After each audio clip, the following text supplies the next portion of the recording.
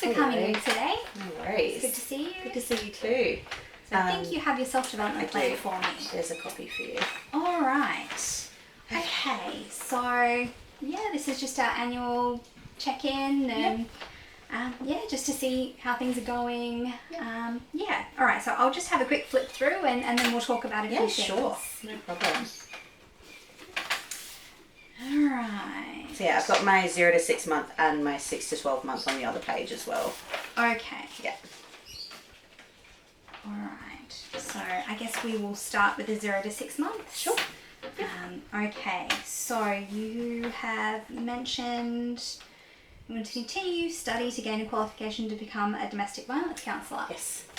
Yeah, so tell me a bit about that. Okay, so I myself earlier this year went through a domestic violence case with my ex-husband. I'm sorry to hear that. Yeah, thank you. It was a really tough time, but you know, it really going through that and you know, doing the work that we do as counsellors, it really gave me a passion for people that have gone through similar situations to what I have, and it sort of woke something up inside me that when I want to do that, I want to support these people knowing what they have gone through and knowing that I've gone through something similar or the same thing. I feel like I can connect with these people on a deeper level than just as a general counsellor. You know, I feel like it gives you an extra level of empathy having gone through that situation yourself. It's a really, really hard thing to go through, but coming out on it the other side, I know that it can be worked through, and I know that it doesn't determine what your life is.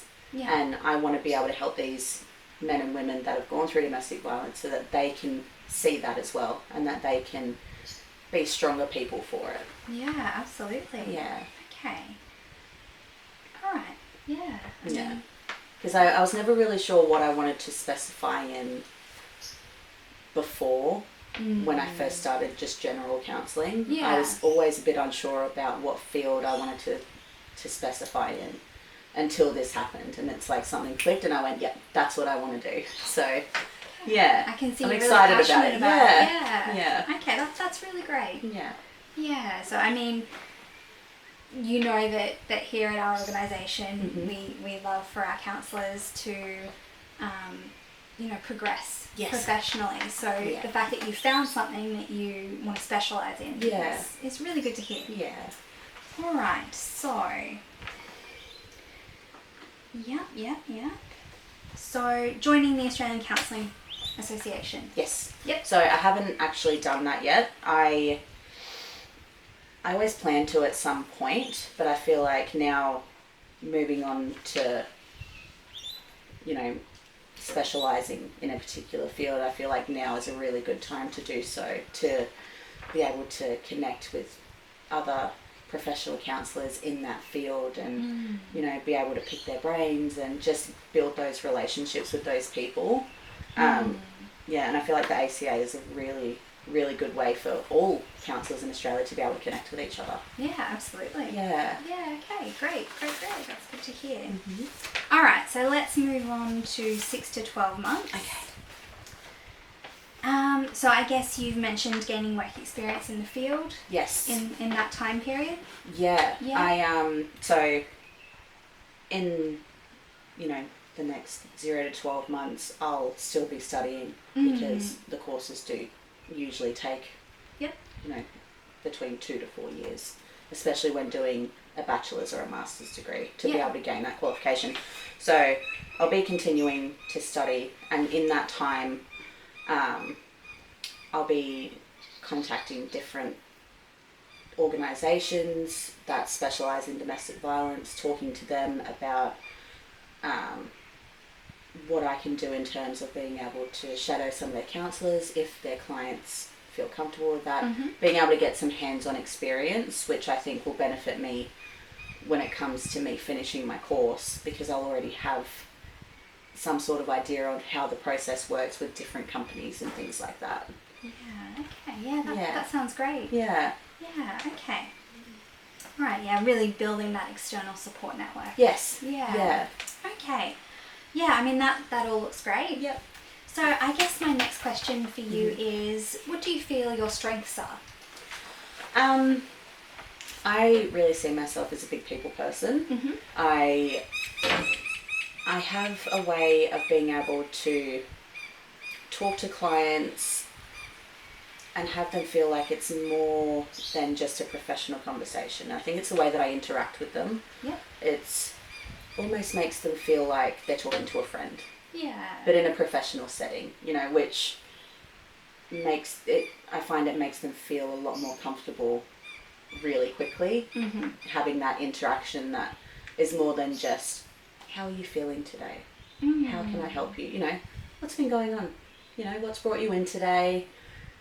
You know, let's just sit down and have a chat. You know, it makes them feel comfortable, and that's what I want for my clients. I want them to feel comfortable, because the more comfortable they feel, the more they're going to be willing to tell you about how they're feeling. Yeah. Yeah. Okay. And so moving forward in the next 6 to 12 months, you feel like your job is going to provide you with an ability to, you know, keep using those strengths? Yeah, I think so, yeah. Especially moving into the domestic violence field, you know. It's a really touchy subject to talk to people about, especially strangers. And the more comfortable I can make somebody feel just being in that setting, you know, it's a scary thing to go and talk to a counsellor sometimes, especially if you haven't done it before, and especially when it's about something so serious. And sometimes that feeling alone can make them more anxious than what they were feeling before they came in. Yeah. So I think, you know, being able to make people feel comfortable the way that I do in that field, it sort of builds that rapport straight off the bat, you know?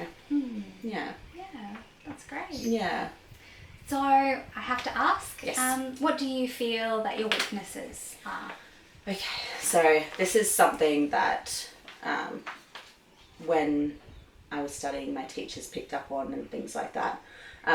So I have come to find that I'm a little bit brief when it comes to my paperwork and my case notes and things like that. All of the correct information's in there, but I think that I need to elaborate a bit more and just go into further detail with that. Sometimes also when counselling people, I can almost take over, especially with person-centered therapy, sometimes I take over the conversation a little bit just because I know how to help them. Yeah. But I need to stay in that mindset of I'm helping them get to where they need to be, not, and I'm giving them tools that they can use to get there. I'm not fixing the problem for them. So there's a couple of little things, but I do believe that they can be worked on, and it's something that I am trying to work on at the moment. So yeah. Okay. All right.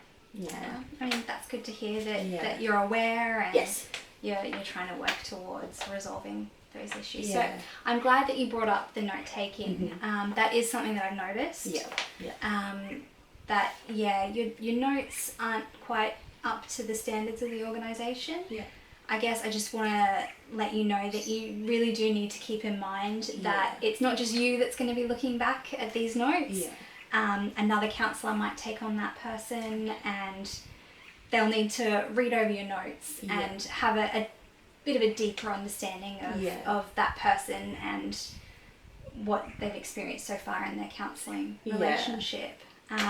We also need to keep in mind that at any time there could be a court order. We might need to give them these notes. So it's just really important to keep on top of that.